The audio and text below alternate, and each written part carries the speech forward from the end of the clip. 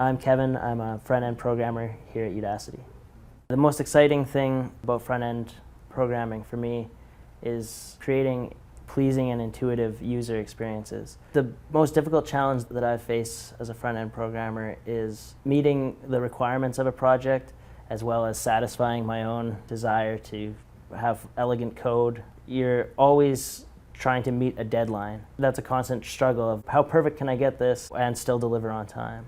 The approach I try to take is to really understand what your product manager or consumer want and iron out the most basic functionality first. Get it to a point where they can look at it, critique it, and give you feedback. In the remaining time you have, that's where you get to do the interesting and fun work of polishing the experience. Front-end is a pretty diverse field. Even when I find myself with a heavy workload, I find it very easy to stay motivated and stay engaged in the work that I do because I believe that it does have like a really positive impact.